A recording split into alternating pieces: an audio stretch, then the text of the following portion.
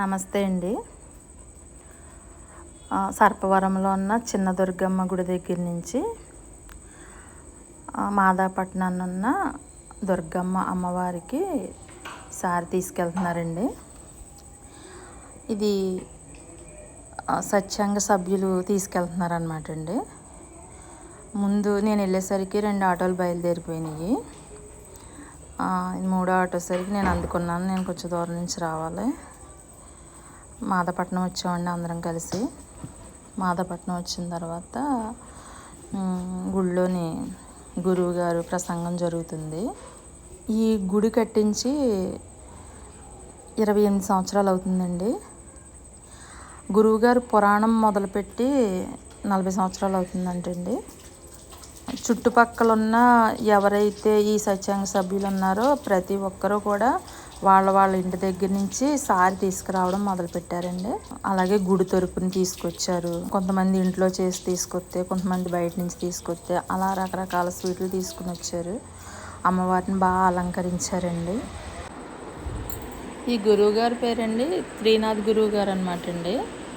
ఈయన కాకినాడ చుట్టుపక్కలేటి బయట ఊర్లు గట్రా వెళ్ళి సత్సంగ సభ్యులందరికీ కూడా ఎలాగా పురాణం నేర్పించాలన్నది ఈయనే మొదలుపెట్టారనమాట అండి.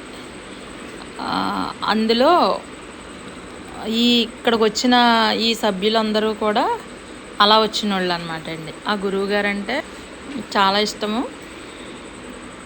తర్వాత ఒక్కొక్కరికి ఒక్కో ఇష్టం ఉంటుంది కదండి, నమ్మకం ఉంటుంది కదా. అలాగే ఆ గురువు గారి దగ్గరికి వెళ్ళి వాళ్ళ సమస్యలు వాళ్ళు చెప్పుకుంటారు. ఈ గురువు గారికి అండి సంవత్సరం కిందట హార్ట్ అటాక్ వచ్చిందండి. భక్తులందరూ కూడా చాలా బాధపడ్డారు. తర్వాత వాళ్ళ బీపీలు పెంచేసుకుని ఇంకా మామూలుగా కదనమాట అండి. చాలామంది గురువుగారికి ఏమైపోద్దా అనేసి భయపడ్డారనమాట అండి.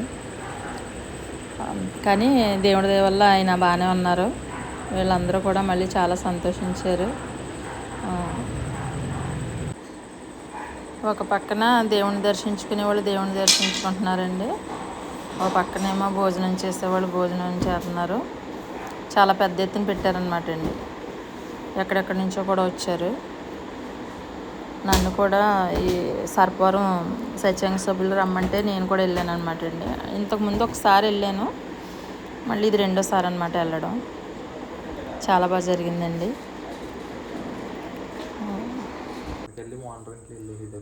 ఏంటి నాకు తెలుసుండి 1994 కానీ 93 కానీ ఆ టైంలో కూడా ఈ గురువుగారు అడ్డదేవాలు వచ్చారండి. అప్పటికి నాకు మ్యారేజ్ కాలేదు.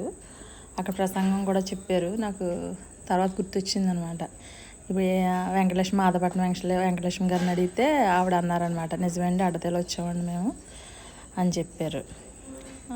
అప్పుడు నుంచి నా తర్వాత కాండ్రకోటలో చెప్పడం కూడా నాకు తెలిసింది.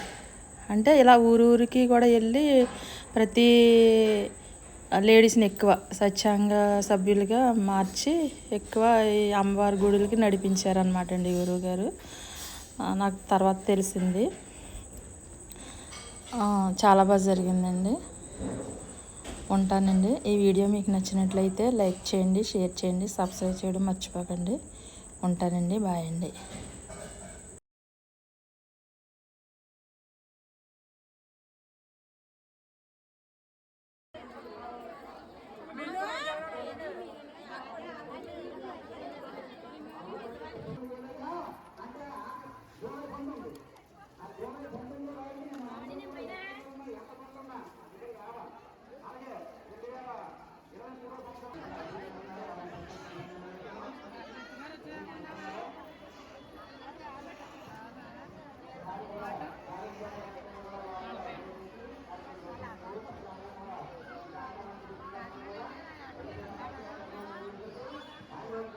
మా జగన్ వారు వచ్చి సేవ చేయండి. శ్రీవారి సేవ, అమ్మవారి సేవ చేసుకుంటే ఎంతో మహాభాగ్యం అండి. ఎక్కడో మనం తిరుపతి, కాశీ వెళ్ళి సేవ చేయకలేదండి. అంటే గురుజీ గారు ఆశీర్వమ్మా, మన ఏదో గురువు అయిపోయాం లేదా మన ఏదో పెద్ద వర్తాలు అయిపోతాం అనుకోవద్దు. మన గురువు గారి కాలు కోరిపోయి ఎవరు కూడా సరిపోరమ్మా.